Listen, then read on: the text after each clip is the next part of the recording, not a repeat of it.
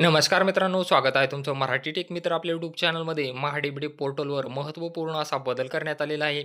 यापूर्वी तुम्ही user I D आणि पासवर्ड टाकून लॉग इन करू शकत होता किंवा तुमचा आधार क्रमांक टाकून त्यावरती एक ओ-टी-पी पाठवण्यात येत होता आणि तो ओ-टी-पी टाकून तुम्ही लॉग इन करून तुमचे सर्व अर्ज पाहू शकत होतात किंवा त्यामध्ये बदल करू शकत होतात किंवा नवीन अर्ज करू शकत होतात.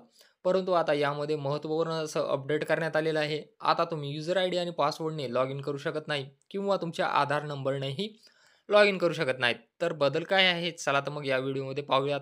त्यापूर्वी चॅनलवर नवीन आला असाल तर चॅनलला सबस्क्राईब करा. तसेच बेल आयकॉनला प्रेस करायला विसरू नका. पोर्टलवर फार्मर लॉग इन या पर्यायावरती क्लिक केल्यानंतर आता तुम्हाला 2 ऑप्शन पाहायला मिळतील. यामध्ये वैयक्तिक शेतकरी आणि शेतकरी गट असे 2च ऑप्शन तुम्हाला येथे पाहायला मिळणार आहेत. तुम्ही पाहू शकता वैयक्तिक शेतकरी आणि शेतकरी गट हेच 2 पर्याय तुम्हाला पाहायला मिळत आहेत.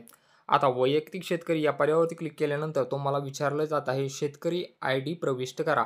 म्हणजे तुम्ही फार्मर आयडी जर काढलेला नसेल, तर तुम्ही आता महाडीबीटी पोर्टलवर लॉग इन करू शकत नाहीत.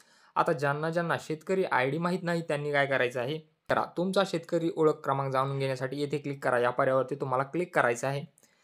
त्यानंतर तुम्हाला इथं तुमचा आधार नंबर विचारला जाईल. आधार नंबर टाकायचा आहे. त्यानंतर त्या आधार कार्डवर तुमच्या एक ओ-टी-पी येईल. ओ-टी-पी टाकून झाल्यानंतर तुम्ही जर शेतकरी आयडी काढून घेतलेला असेल, तर तुम्हाला शेतकरी आयडी डिस्प्ले केला जाईल. तो शेतकरी आयडी कॉपी करून घ्यायचा आहे किंवा नोट करून घ्यायचा आहे आणि तो आयडी इथं टाकून तुम्हाला ओ-टी-पी पाठवा या पर्यायावरती क्लिक करायचं आहे. त्यानंतर शेतकरी आयडी काढत असताना जो काही तुम्ही मोबाईल नंबर दिलेला आहे त्यावरती एक ओ-टी-पी येईल आणि तो ओ-टी-पी टाकून तुम्ही इथं लॉग इन करू शकता.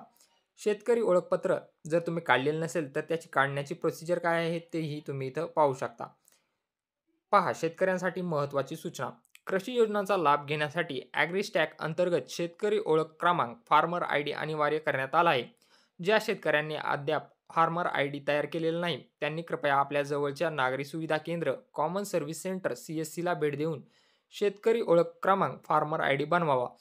भेटीच्या वेळी आपले आधार कार्ड आणि आधार क्रमांकाशी जोडलेला मोबाईल नंबर सोबत ठेवावा.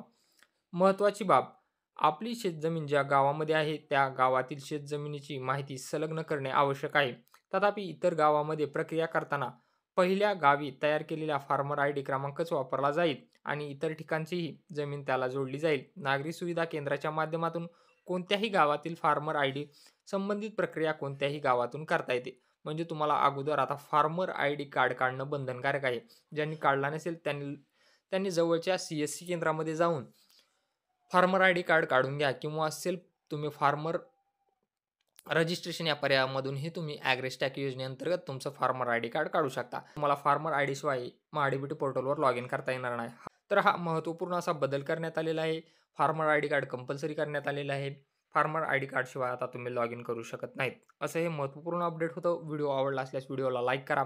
तसेच मित्रांसोबत शेअर करायला विसरू नका.